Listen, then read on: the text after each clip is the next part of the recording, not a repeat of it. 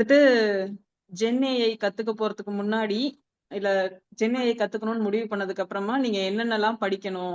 அத வந்து நான் பேசப் போறேன்.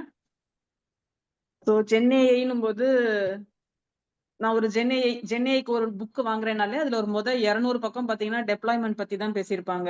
குபர்னெட்டிஸ், டாக்கர் அதெல்லாம் எதுக்கு கத்துக்கணும்? ஸோ அப்படிலாம் தான் நமக்கு தோணும். அதுக்கும் ஜென் ஏஐக்கும் என்ன சம்பந்தம்? கோர் கான்செப்ட்ன்னு பார்த்தீங்கன்னா, கொஞ்சம் தான் இருக்கும். ஸோ, ஆனா எதுக்கு இந்த பைத்தான ஃபர்ஸ்ட்டு சொல்றாங்க? ஜென் ஏஐங்கும்போது பைத்தான் முதல்ல கத்துக்கோங்கங்கிறாங்க. அடுத்து ஃப்ளாஸ்க் ஏபிஐ இதெல்லாம் எங்க ரிலேட் ஆவுது? அப்புறம் மேக்ஸ் பத்தி சொல்லுவாங்க. வெக்டார் மேக்ஸு அதெல்லாம் திடீர்னு சொல்லிக் குடுக்க ஆரம்பிப்பாங்க. சாப்டரா நெறைய சாப்டர் இருக்கும். பட் இதெல்லாம் எங்க இணையுது? எதனால இதெல்லாமும் நம்ம படிக்கணுங்கிறத பத்தி இந்த வீடியோல பேசப் போறேன். ஸோ ஃபர்ஸ்ட்டு வந்து நீங்க இப்ப மேக்ஸ் கத்துக்கிறேன் அப்படின்னு நீங்க போறீங்க. ஒரு மேக்ஸ் கிளாஸ் போறீங்கன்னா, அதுக்கு முன்னாடி உங்களுக்கு என்ன தேவை? மேக்ஸ் எப்படி கத்துப்பீங்க? வெறும் 1, 2, 3 தெரிஞ்சா மட்டும் கத்துக்க முடியாது. மேத்ஸ் வந்து முதல்ல உங்களுக்கு ஒரு தமிழோ, இங்கிலீஷோ தெரியணும். அந்த தமிழ் மூலமாவோ, இங்கிலீஷ் மூலமாவோ தான் உங்களுக்கு கணக்க சொல்லிக் குடுப்பாங்க. ஸோ தமிழ்ல புலவரா இருக்கவரோ, இங்கிலீஷ்ல புலவரா இருக்கவங்களோ வந்து மேத்ஸ்ல புலமையா இருக்கணும்னு அவசியம் இல்ல. பட் இந்த 2 லாங்குவேஜ் தெரியாம நீங்க மேத்ஸ் கத்துக்க முடியாது. அந்த மாதிரி தான் ஜென் ஏஐங்கிறதுக்கு கத்துக்க போறேன்னும் போதே உங்களுக்கு ஏதோ ஒரு கம்ப்யூட்டர் லாங்குவேஜ் தெரியணும். அதுக்கு தான் வந்து பைத்தான் வந்து ஃபர்ஸ்ட்டு கத்துக்கணும் அப்படின்னு சொல்லுவாங்க. ஆ அந்த லாங்குவேஜ் மூலமா உங்களுக்கு ஜென் ஏஐல என்னென்ன கான்செப்ட் இருக்கோ, எந்தெந்த மேஜிக்லாம் நடக்குதோ, அது எல்லாத்துக்கும் ஆல்ரெடி பைத்தான்ல ஒரு புரோகிராம் பண்ணி, ஒரு மாடியூலா கிரியேட் பண்ணி வச்சிருப்பாங்க. அத நீங்க இம்போர்ட் மட்டும் பண்ணிக்கிட்டீங்கன்னா போதும். ஸோ இப்ப நான் கூட தமிழ் மீடியம் படிக்கும்போதுன்னு வச்சுக்கோங்களேன், இப்ப மேத்ஸ் கத்துக்கும்போது அந்த சைனு, காசு, டானு அது எல்லாமே இங்கிலீஷ்ல தான் எழுதுவோம். நம்ப தான் தமிழ் மீடியம் படிக்கிறோமே, நாம எதுக்கு அத இங்கிலீஷ்ல எழுதணும்? அப்படின்னு பார்த்தோம்னா, அத இங்கிலீஷ்ல தான் பில்ட் பண்ணியிருக்காங்க. ஸோ அத எழுதுறது உங்களுக்கு அப்படியே இங்கிலீஷ்லயே எழுத ஆரம்பிச்சுருவோம். ஸோ அந்த மாரி தான் பைத்தான், ஸ்கேலா, ஜாவா நெறைய லாங்குவேஜ் இருந்தாலுமே, ஜென் ஏஐல கூறப்படுற விஷயங்கள்லாம் ஆல்ரெடி ஒரு பைத்தான் புரோகிராமா, மாடியூலா கிரியேட் பண்ணி வச்சிருக்காங்க. டென்சார்ஃப்ளோ, கீராஸ் அதெல்லாம் வந்துட்டு பைத்தான்ல எழுதுனது. ஸோ அதனால நீங்க அந்த பைத்தானே படிச்சுட்டீங்கன்னா, டக்குனு இம்போர்ட் பண்ணிட்டு நீங்க உள்ள நடக்க ஆரம்பிச்சிடலாம்.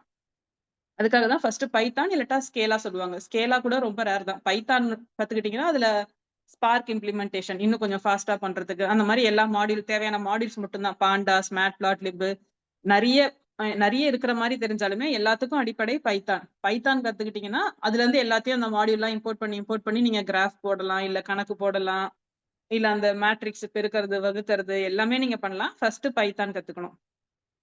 பைத்தான் கத்துக்கிறதுக்கு எவ்ளோ நாள் ஆகும்? அப்படின்னு பார்த்தீங்கன்னா, ஸ்டார்ட்டிங்ல நான் வந்து 30 நாளில் பைத்தான், 7 நாளில் பைத்தான் அந்த மாதிரிலாம் கத்துட்டே வந்தேன். பட் இப்ப போக போக எனக்கு வந்து 1/2 நாள்ல பைத்தான் சொல்லிக் குடுத்துருவேன். அந்த மாரி தான் போயிட்டு இருக்கு. ஏன்னா என்கிட்ட வரவங்க எல்லாருமே அந்த கைக்குழந்தைய வச்சுட்டுலாம் வருவாங்க. ஸோ அவங்களுக்கு டைம் வந்து அவ்ளோ முக்கியம். ஹால்ஃப் டேல பைத்தான் கத்துக்கிட்டு அந்த அந்த ஹால்ஃப் டேல நான் சொல்லிக் குடுக்க ஆரம்பிச்சுடுறேன். ஸோ அதுதான் வந்து நான் உங்களுக்குமே சொல்வேன்.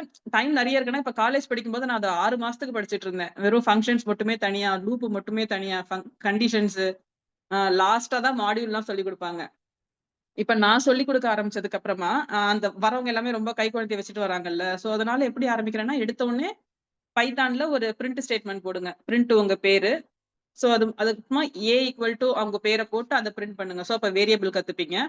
அதுக்கப்புறமா உங்க குடும்பத்துல இருக்க எல்லார் பேரையும் பிரிண்ட் பண்ணுங்க. சோ அப்ப அதெல்லாம் ஒரு லிஸ்ட் போட்டு லிஸ்ட்ல பிரிண்ட் பண்ணிடுவாங்க. லிஸ்ட்ங்கிற டேட்டா டைப் கத்துப்பீங்க. சோ உங்க பேரு, வயசு 2யும் பிரிண்ட் பண்ணுங்க. சோ டிக்ஷனரி டேட்டா டைப் வந்துரும். அத லூப் மூலமா ஒன்னொன்னா பிரிண்ட் பண்ணும்போது, ஃபார் ஸ்ட்ரக்சர் கத்துப்பாங்க. அதுக்கப்புறமா ஒவ்வொரு பேர் வந்து இப்ப ஃபர்ஸ்ட் நேம், லாஸ்ட் நேம்னு தனித்தனியா பிரிண்ட் பண்ணுங்க. இன்னொரு பேர்ல வந்து 3 பேர் இருந்ததுன்னா, மிடில் நேமோட சேர்த்து பிரிண்ட் பண்ணுங்க. சோ இதெல்லாம் இஃப் கண்டிஷன்ஸ்.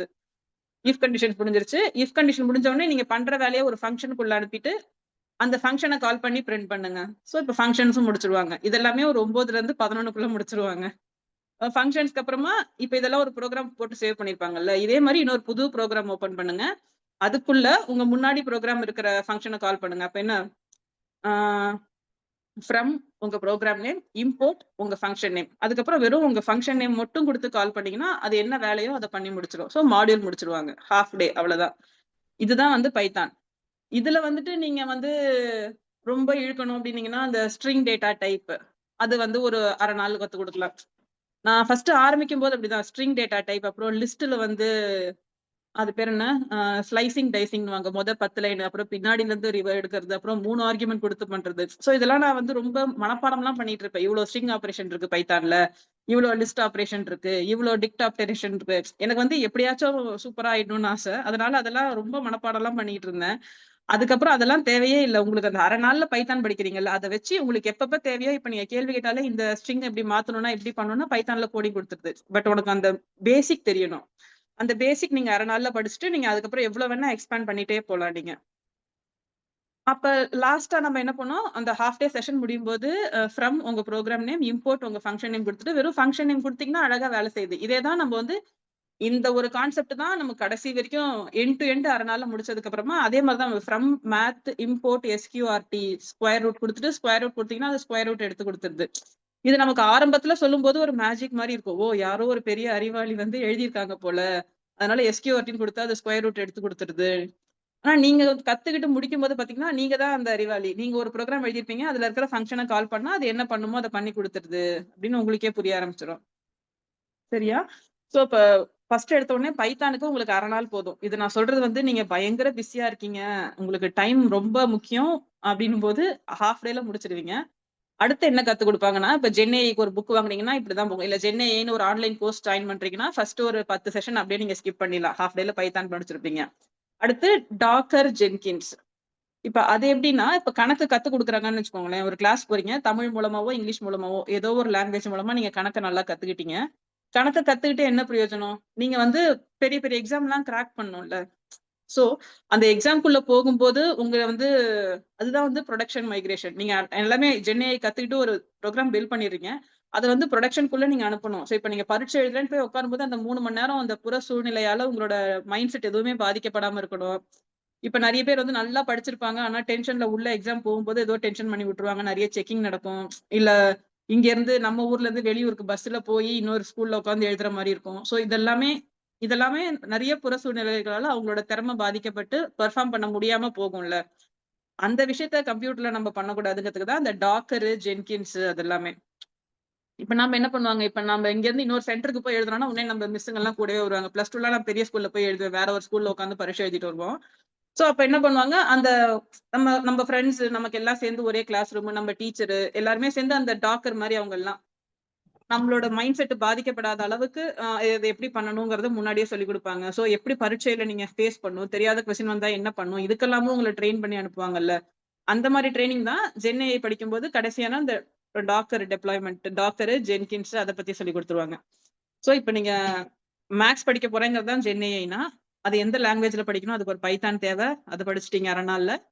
அடுத்து இந்த டாக்கர் ஜென்கின்ஸ்க்கு வந்து ஒரு 2 கம்ப்யூட்டர் வச்சு நீங்க குடுக்குற அந்த பிரிண்ட் நித்யான்னு நான் சொல்றேன்ல, அது வந்து ஒரு ப்ரௌசர்ல போய் வேணும்னா என்ன பண்ணும், ஃபிளாஸ்க் ஏபிஐன்னு ஒரு மாடியூல இம்போர்ட் பண்ணி, ஒரு ப்ரௌசர்ல ஒரு போர்ட்ல போய் அந்த பிரிண்ட் நித்யாங்கிறது விழுந்துருச்சுன்னா, அதுதான் ஏபிஐ கனெக்ஷன்ஸ். அதையும் நீங்க டெஸ்ட் பண்ணி முடிச்சுருவீங்க. அதுக்கு ஒரு 1 நாள் வைங்க.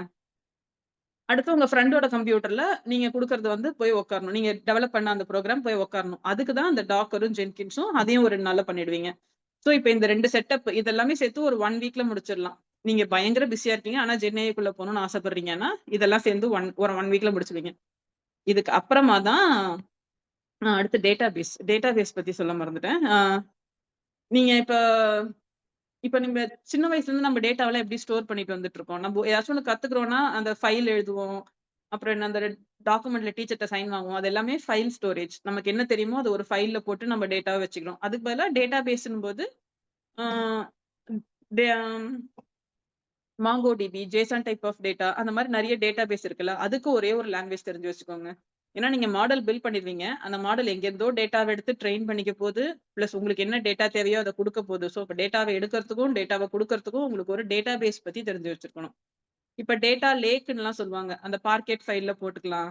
சோ, என்ன மாரி டேட்டா லேக் நீங்க என்ன மொழியில சொன்னாலும், இந்த குதிரை படம் போட்டு ஒரு டேட்டாபேஸ் வரும். கசன்ட்ராவா, அப்புறம் NoSQLன்னு வரும். மாங்கோடிபி அதெல்லாம் ஜேசன் டைப். எதா இருந்தாலுமே உங்களுக்கு செலக்ட் ஸ்டார் ஃப்ரம் அந்த கமாண்ட் தெரிஞ்சிருக்கணும். சோ, இப்ப டேட்டாபேஸ் மொழின்னும்போது, உங்களுக்கு பல வகையான டேட்டாபேஸ் இருந்தாலுமே, டேட்டா லேக்ல இருந்து எப்படி டேட்டா எடுப்ப?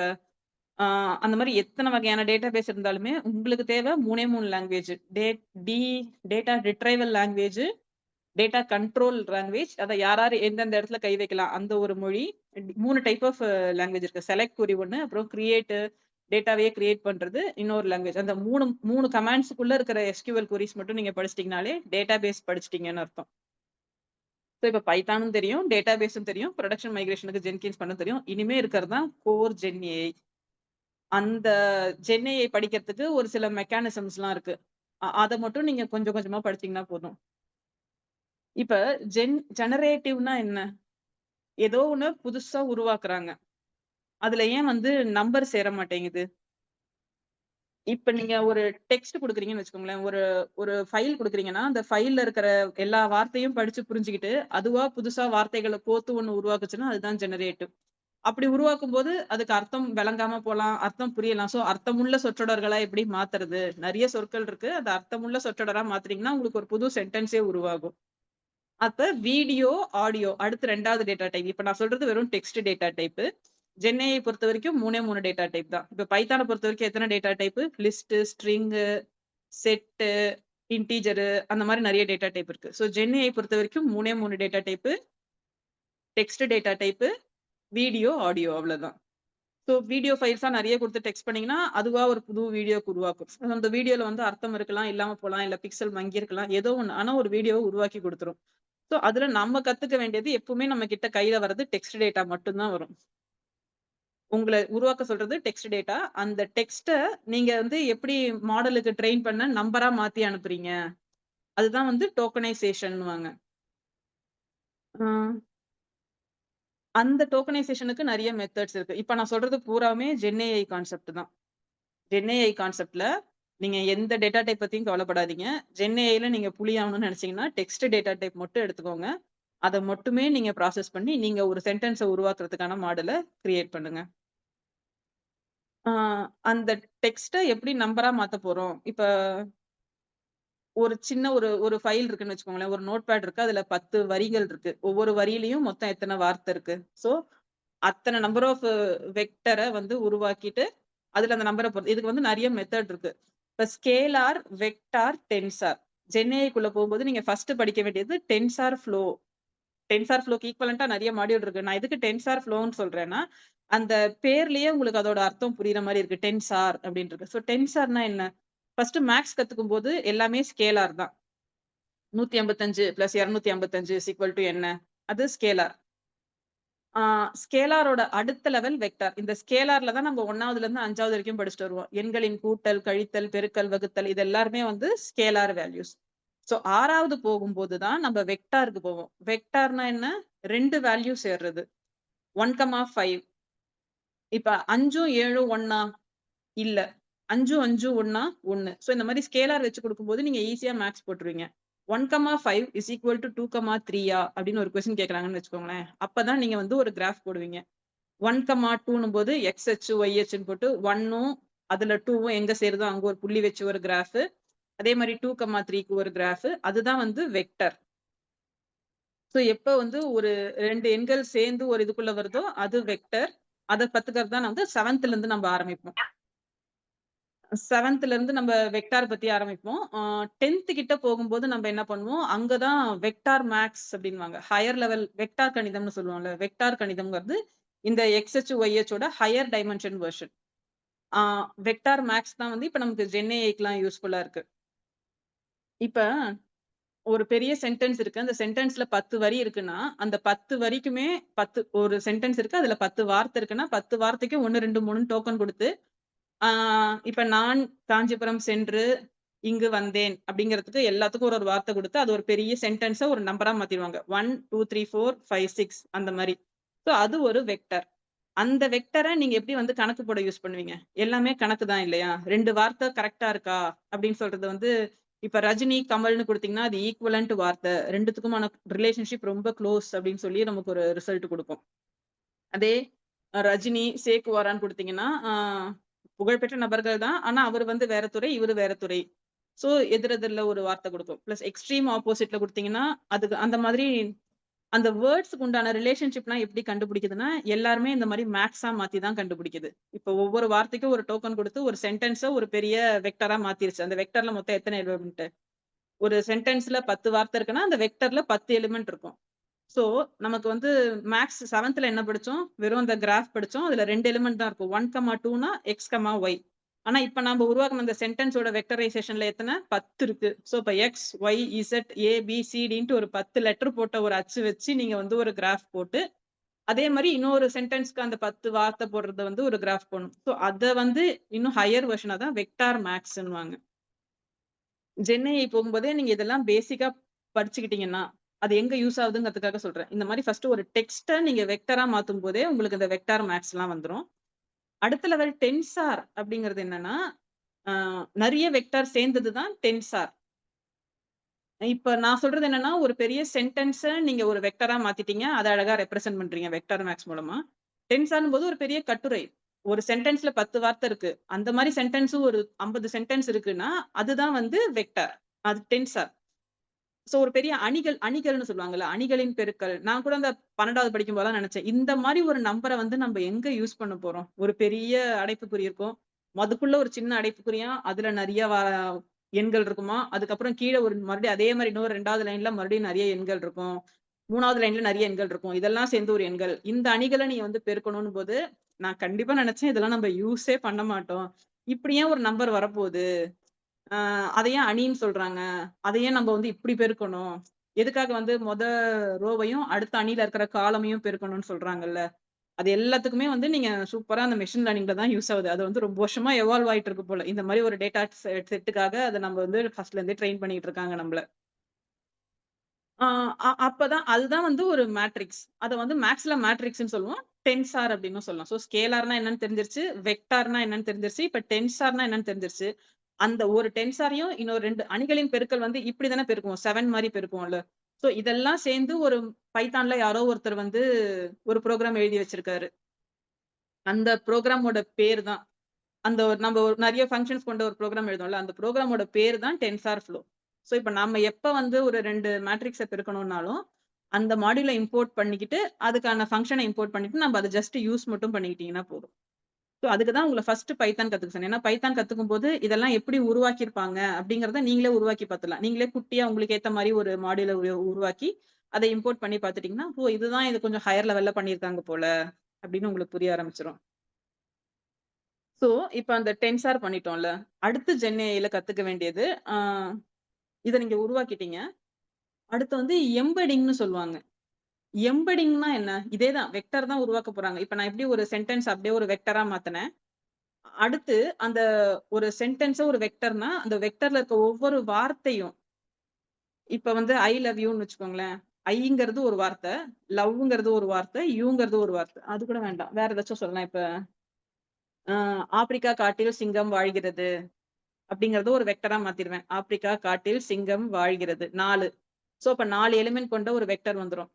வேர்ட் எம்பெடிங்ஸ்னா என்னன்னா, அந்த ஒரு வெக்டர்க்குள்ள இருக்கிற ஒவ்வொரு வார்த்தைக்குமே ஒரு 100 வெக்டர் உருவாக்குவாங்க. சோ, ஆப்பிரிக்கா ஏன்னா, அ இப்ப இப்ப நம்ம பார்க்குற மாடல் எல்லாமே ஒரு வார்த்தைய அதோட அர்த்தத்தோட புரிஞ்சு உங்களுக்கு குடுக்கும் பார்த்தீங்களா? நம்ம ஏதாச்சும் கேள்வி கேட்டோம்னா, நம்ம கேட்கிற ஒவ்வொரு வார்த்தைக்குமான அர்த்தம் புரிஞ்சிடும். நான் இப்ப ரொம்ப தனிமையா இருக்கேன்னு நான் ChatGPT சொன்னேன்னா, தனிமையா இருந்தா ஃபீல் பண்ணாத. நீ இதெல்லாம் பண்ணு, இதெல்லாம் பண்ணலாம். சோ அது என்னோட ஃபீலிங்ஸோட புரிஞ்சுக்கும். நான் ஏதாச்சும் ஒண்ணு கேள்வி கேட்டேன்னா, அது வந்து இப்ப நான் சந்தோஷமா இருக்கணுமா, கஷ்டமா இருக்கணுமான்னு கேட்டா, நீ கஷ்டமா தான் இருக்கணும்னு சொல்லாது. ஏன்னா, அது வந்து நம்ம ஃபீலிங்ஸ புரிஞ்சுகிட்டு, நீ சந்தோஷமா இருக்கிறதுக்கு இதெல்லாம் பண்ணு. கஷ்டம் தேவையில்லாத ஒரு விஷயம். அத அந்த அளவுக்கு சூப்பரா ட்ரெயின் பண்ணி வச்சிருக்காங்க. சோ இது எப்படி ஒரு வார்த்தையா அதோட அர்த்தம் பிளஸ் ஃபீலிங்ஸோட புரிஞ்சுக்குதுன்னு பார்த்தீங்கன்னா, அங்க தான் எம்பெடிங்ன்னு ஒண்ணு யூஸ் பண்றாங்க. ஒவ்வொரு வார்த்தையும் அது சும்மா பிளன்ட்டா இந்த வார்த்தைக்கு முன்னாடி இந்த வார்த்தை, பின்னாடி இந்த வார்த்தை. அந்த மாரி இருந்துச்சுன்னா, நடுவுல இந்த வார்த்தை தான் வரும்னு பிரெடிக்ட் பண்ணது அந்த காலம். அதிலயே நெறைய மெத்தடாலஜி இருக்கும். ஜென்ஏஐ படிக்க போறீங்கன்னா, பேக் ஆஃப் வேர்ட்ஸ்ன்னு ஒரு மெத்தடாலஜி, அதுக்கப்புறம் என்எல்டிகே பேக்கேஜ்ன்னு ஒரு மெத்தடாலஜி. எப்படி இந்த மாரி வெக்டரா மாத்துறதுங்கிறதுக்கே செம்மையா இவால்வ் ஆயிட்டே வரும் அது. அதுல கடைசியா இப்ப லேட்டஸ்ட்டா இவால்வ் ஆன மெத்தடாலஜி தான் வந்து எம்பெடிங் வெக்டர்ங்கிறது. சோ எம்பெடிங் வெக்டர் எப்படின்னா, இப்ப சிங்கம் அப்படிங்கிற வார்த்தைக்கு ஒரு 100 டைமென்ஷன் கொண்ட வெக்டர் உருவாக்கும். இப்பதான் நம்ப எவ்ளோ பெருசா டைமென்ஷன் இருந்தாலும் நம்ம ப்ராசஸ் பண்ண வெக்டார் மேத்ஸ் யூஸ் பண்ண ஆரம்பிச்சுட்டோம். அந்த வெக்டார் மேத்ஸ்க்கு டென்சார்ஃப்ளோல நெறைய மாடியூல் இருக்கு. சோ நமக்கு கவலையே இல்ல. ஒரு சென்டென்ஸ் ஒரு சென்டென்ஸ்ல 10 வார்த்தை இருக்குன்னா, அந்த ஒவ்வொரு வார்த்தைக்கும் 100, 100, 100, 100, 100ன்னு 10 100 டைமென்ஷன் கொண்ட வெக்டர் பார்க்கறதுக்கு உங்களுக்கு அத இமேஜின் பண்ண முடியாது. பட் அது அப்படிதான் வந்து ஒவ்வொரு வார்த்தையும் புரிஞ்சுக்குது. இப்ப சிங்கத்த மட்டும் எப்படி புரிஞ்சு வச்சுக்கணும்னா, 100 கேள்வி கேட்டு 0, 1 அப்படிங்கிறதால புரிஞ்சு வச்சுக்கும். இப்ப யாரு மனசுல யாருன்னுலாம் ஒரு ப்ரோகிராம் வரும்ல. உங்க மனசுல இருக்க இப்ப சிங்கம் எப்படி புரிஞ்சுக்கும்? அந்த மாரி இது ஒரு கேள்வி கேட்கும். அது வந்து மனிதனா? மிருகமா? மிருகம். ஆம் அப்படின்னா 1ன்னு போட்டுக்கும். சோ அந்த மிருகத்துல காட்டு விலங்கா? வீட்டு விலங்கா? காட்டு விலங்கு. அதுக்கு ஒரு ஃபீச்சரு. 2வது ஃபீச்சரு. 3வது ஃபீச்சர் வந்துட்டு அந்த எந்த நாட்டுல அதிகமா இருக்கும் அந்த மிருகம்? ஆப்பிரிக்கா. ஓகே 3வது. 4வது ஃபீச்சர். அந்த மாரி போட்டு இப்ப சிங்கம் அப்படிங்கிறத 100 கேள்வியால புரிஞ்சு ஒரு வெக்டர் ஒண்ணு வச்சுக்கும். இப்ப சிங்கத்துக்கும், புலிக்குமே அதே 100 கேள்விக்கு உங்களுக்கு அதே சிமிலர் வெக்டர் தான் உருவாக்கப்படும். சோ இப்ப புலியும் சிமிலர் வெக்டர். இதே வந்துட்டு காஞ்சிபுரம் அப்டின்னா, அதுக்கு வந்து அது மனுஷனா, மாடா? எதுவுமே இல்ல. சோ அப்ப 0. அடுத்தது. அப்ப நாடா? அடுத்த ஒரு ஃபீச்சர். அத ஃபர்ஸ்ட் ஃபீச்சர வச்சு அடுத்த ஃபீச்சர். ஆமா. சோ அப்ப அதுக்கு ஒரு 100 டைமென்ஷன் கொண்ட வெக்டர். இந்த மாரி ஒவ்வொரு வார்த்தையுமே மீனிங்ஃபுல் சென்டென்ஸ் நெறைய கேள்வி கேட்டு அதோட அர்த்தத்த சூப்பரா ஜிஸ்ட் மாரி எடுத்து வச்சுக்கும். அந்த வேலைய தான் எம்பெடிங், வேர்ட் எம்பெடிங்ஸ்ன்னுவாங்க. சோ அதுக்கு தான் இப்ப நெறைய டேட்டா பேஸஸ்லாம் இருக்கு. RAGன்னுலாம் சொல்லுவாங்க. Retrieval augmented database. அதாவது எம்பெடிங் பண்ணி வச்சதே நெறைய செட்டா வச்சிருப்பாங்க. சோ வேர்ட் எம்பெடிங்னா என்னன்னு இப்ப உங்களுக்கு புரிஞ்சிருச்சுல்ல? அப்ப வந்து நீங்க 2 வெக்டர் வந்து ஒரே திசையில இருக்கா? அதுக்கு தான் வந்து இந்த ட்ரிக்னாமெட்ரி யூஸ் பண்ணுவாங்க. இன்டர்மீடியேட். ஓகே. சோ இப்ப ட்ரிக்னாமெட்ரிக்ஸ்லாம் இருக்குல்ல. சைனு, காசு, டானு அத பத்தி நீங்க அந்த இடத்துல தான் போவீங்க. இந்த மாரி வெக்டரா மாத்திட்டீங்க. இப்ப ஸ்கேலார்னா என்னன்னு தெரியும். வெக்டார்னா என்னன்னு தெரியும். டென்சார்னா என்னன்னு தெரியும். அந்த 2 வெக்டருக்குள்ள இருக்கிற ரிலேஷன்ஷிப்ப கண்டுபிடிக்கிற இடத்த தான் ட்ரிக்னாமெட்ரி. முக்கோணம்னா என்ன? வெறும் 2 எலிமெண்ட் 2 டைமென்ஷன் மட்டும் தான் இருக்கும். வெக்டார்னா 100 டைமென்ஷன் இருக்கு. சோ ஃபர்ஸ்ட் நீங்க 2 டைமென்ஷன் இருக்கிறத புரிஞ்சுக்கிட்டீங்கன்னா, அத தான் அப்படியே ஹையர் டைமென்ஷன் போல 100 டைமென்ஷனுக்கும் அதே ஃபார்முலா தான் அப்ளை ஆகும். இப்ப ட்ரிக்னாமெட்ரில பித்தாகரஸ் தியரம்னு ஒண்ணு படிச்சிருப்போம். அது எதுக்குன்னு சுத்தமா நமக்கு தெரிஞ்சிருக்காது. பட் இங்க வந்து பார்த்தீங்கன்னா, அது அவ்ளோ சூப்பரா எங்க யூஸ் ஆகுதுங்கிறது ஜென் ஏஐல சொல்லியிருப்பாங்க. பித்தாகரஸ் தியரம்னா இப்ப ஃபர்ஸ்ட் 2 வெக்டருக்குமே ஆ 2 வார்த்தைக்கும் 2 வெக்டரு. அது ஒரே திசையில இருந்துச்சுன்னா, ஒரே மாதிரியான மீனிங். வேற திசைனா ஆப்போசிட். எக்ஸ்ட்ரீம்லி வேறன்னா எதிர் எதிர் சொற்கள். இது வந்து 2 டைமென்ஷன் வெக்டருக்கு. இதே ஹையர் டைமென்ஷன்ல வெக்டர்ல பண்றது தான் காஸ் சிமிலாரிட்டின்னு ஒரு ஃபங்ஷன் யூஸ் பண்ணி அழகா 2 வார்த்தை வந்து தொடர்புடையதா, தொடர்பு இல்லாததான்னு சொல்லுவாங்க. சரிங்களா? இப்ப உங்களுக்கு அழகா இப்ப ஜென் ஏஐன்னா என்னென்னன்னு தெரிஞ்சிருச்சு. பைத்தானு, ஆ அந்த மத்ததெல்லாம் சொல்லிட்டேன். ஜென் ஏஐல இருக்க கான்செப்டும் இவ்வளவுதான். வெக்டரைசேஷன் எப்படி பண்ணுவீங்க? டென்சார்னா என்ன? அடுத்து வெக்டரைசேஷன், டென்சாரு, நெக்ஸ்ட் வந்து எம்பெடிங். வேர்ட் எம்பெடிங்ஸ் பத்தி படிச்சுப்பீங்க. சோ இந்த 3ம் படிச்சீங்கன்னா ஜென் ஏஐ முடிஞ்சிரும். பிளஸ் இத வச்சு நீங்க வந்து நியூரல் நெட்வொர்க் உள்ள அனுப்பி ட்ரெயின் பண்றதுக்கு தான் வந்து sequential neural network, normal neural network. So அந்த நியூரல் நெட்வொர்க் படிப்பீங்க. நியூரல் நெட்வொர்க்லாம் நீங்க ரொம்ப டீப்பா கூட போ தேவையில்ல. சோ நியூரல் நெட்வொர்க் இதான் பண்ணுதுன்னு லைட்டா நீங்க படிச்சிட்டீங்கன்னா போதும். நியூரல் நெட்வொர்க்க்கு பின்னாடி இருக்கிறது தான் நியூரல் நெட்வொர்க்ங்கிறது இன்புட், அவுட்புட், மிடில் லேயர்ன்னு ஒண்ணு இருக்கும். சோ இதுக்கு பின்னாடி இருக்கிறது தான் இந்த லீனியர் ரெக்ரஷனும், லாஜிஸ்டிக் ரெக்ரஷனும், மெஷின் லேர்னிங் அல்காரிதம்ஸ். அது உங்க இன்ட்ரெஸ்ட்ட பொறுத்து நீங்க ரொம்ப உள்ள போலாம். பட் அத நீங்க ஓரளவு படிச்சிட்டீங்கன்னா, உங்களுக்கு அந்த ஹோல்டு கிரிப் வந்துரும் கண்டிப்பா. லீனியர் ரெக்ரஷன்னா என்ன? லாஜிஸ்டிக் ரெக்ரஷன்னா என்ன? 2 அல்காரிதம் மட்டும் தெளிவா படிச்சிருங்க. இந்த 2 அல்காரிதம் வச்சு ஹையர் லெவல்ல போறது தான் நியூரல் நெட்வொர்க். அந்த நியூரல் நெட்வொர்க்ல நார்மல் நியூரல் நெட்வொர்க்ங்கிறது டேட்டா வந்துச்சுன்னா எல்லாமே ஃபுல் ஸ்பீட்ல ஒரு நியூரான் வழியா ஒண்ணா உள்ள போயிடும். அப்படி போக்கூடாது. டெக்ஸ்ட்ன்னும் போது நம்ம வந்து சீக்வென்ஸா தான் அனுப்பணும். அப்பதான் உங்களுக்கு அந்த நீங்க ட்ரெய்னிங் குடுக்குற ஃபார்மேட்ல அது அந்த சீக்வென்ஸா கத்துக்கிட்டு புரிஞ்சு வெளியில அனுப்பும். சோ, இப்ப நார்மல் நியூரல் நெட்வொர்க்கும், சீக்வென்ஷியல் நியூரல் நெட்வொர்க்குமான வித்தியாசம் படிச்சிருவீங்க. அதுக்கப்புறம் ஜென் ஏஐ கான்செப்ட்னா இவ்வளவுதான். டோக்கனைசேஷன், வெக்டரைசேஷன், டென்சார பத்தி படிச்சுக்கிறது. அப்புறமா வேர்ட் எம்பெடிங்ஸ். வேர்ட் எம்பெடிங்ஸ் முடிச்சிட்டீங்கனாலே, அடுத்த லெவல் உங்களுக்கு சும்மா அந்த ChatGPT ஏபிஐ இம்போர்ட் பண்ணி, ChatGPT யூஸ் பண்ணி நீங்க ஒண்ணு கிரியேட் பண்றது. உங்க டேட்டாக்கு ஏத்த மாரி உங்க மாடல் கிரியேட் பண்றது. அதுக்கப்புறம் ஏஐ ஏஜென்ட்ட வந்து பில்ட் பண்றது. சோ இது முடிச்சிட்டீங்கன்னா, ஜென் ஏஐங்கிறதே முடிஞ்சிரும். இது எல்லாத்துக்குமே மேக்ஸிமம் நீங்க நெறைய காசு கட்டி போகாம ஒரு எத்தன மந்த்? முடிச்சிடலாம். ஒரு 2 மந்த்ஸ்ல முடிச்சிடலாம். உங்களுக்கு அந்த அளவுக்கு டைம் வந்து ரொம்ப கரெக்ட்டா இருக்கு அப்டின்னா, உட்கார்ந்து கடகடன்னு படிச்சீங்கன்னா, இத முடிச்சிடலாம். சோ இத தவிர உங்களுக்கு வேற நெறைய சொல்லுவாங்க. பைத்தான் படிச்சுட்டோமே, ஆனா ஸ்கேலா படிக்கலையே. மாங்கோடிபி தெரியல, ஆனா வந்து கசன்ட்ரா வந்து தெரியலையே. சும்மா எஸ்கியூஎல் தானே தெரியுது. இந்த மாதிரிலாம் வந்து நீங்க ரொம்ப குழப்பிக்க தேவையில்ல. ஏன்னா டூல் வந்து 1008 இருக்கும். ஜென்கின்ஸ் அப்புறம்னா இத சொல்லுவாங்களே குபர்னெட்டிஸ். இப்ப குபர்னெட்டிஸ்க்கும் மேல ஒண்ணு வந்துருச்சுட்டு, ஆன்சிபிளா அந்த மாரி நெறைய டூல்ஸ் இருக்கும். பட் எல்லா டூலும் கோர் கான்செப்ட் பார்த்தீங்கன்னா, ஒரு 4, 5 தத்துவங்கள வச்சு தான் இயங்கும். டேட்டா டைப் லூப்ங்கிறது எல்லா புரோகிராமிங் லாங்குவேஜ்க்கும் அடிப்படை. டிடிஎல், டிஎஸ்எல்ங்கிறது எல்லா டேட்டாபேஸ்க்கும் அடிப்படை. சோ டாக்கர் பில்ட் டெப்ளாய்ங்கிறது எல்லா அந்த மானிட்டரிங் டூலுக்கும் அடிப்படை. டெப்ளாய்மென்ட் டூலுக்கும் அடிப்படை. ஜென் ஏஐல பார்த்தீங்கன்னா 4 கான்செப்ட் தான். வெக்டரைசேஷன் நான் சொன்ன அந்த 4 கான்செப்ட். அந்த 4 கான்செப்ட்க்கு பின்னாடி ஒளிஞ்சிருக்கிறது 2 அல்காரிதம் தான். லீனியர் ரெக்ரெஷன், லாஜிஸ்டிக் ஆமா. Linear regression plus sigmoid function மூலமா பிரிக்கும். லாஜிஸ்டிக் அவ்வளவுதான். பட் அல்காரிதம் பாத்தீங்கன்னா உங்களுக்கு நெறைய இருக்கும். பிசிஏ அது எல்லாமே வந்து சும்மா எக்ஸ்ட்ராவா இருக்கிறது. பேசிக்கா இந்த 2 வச்சு தான் நியூரல் நெட்வொர்க் உருவாகும். அந்த நியூரல் நெட்வொர்க் வச்சு தான் வந்து ஜென்ஏஐ உருவாகுது. பிசிஏ வேற என்னென்னமோ சொல்லுவாங்க. Nearest neighbour. நானும் பயங்கரமா எல்லா அல்காரிதம் பத்தியும் படிச்சுட்டே இருப்பேன். பட் எல்லாமே பண்றது ஒரே வேலை தான். அந்த கிளாசிஃபை பண்ற வேலைய தான் பண்ணும். அதுக்கு ஒரு பேசிக் அல்காரிதம் படிச்சிட்டீங்கன்னா நீங்க போதும். அவ்வளவுதாங்க. வேற ஏதாச்சும் கேள்விகள் இருக்கா? பற்றி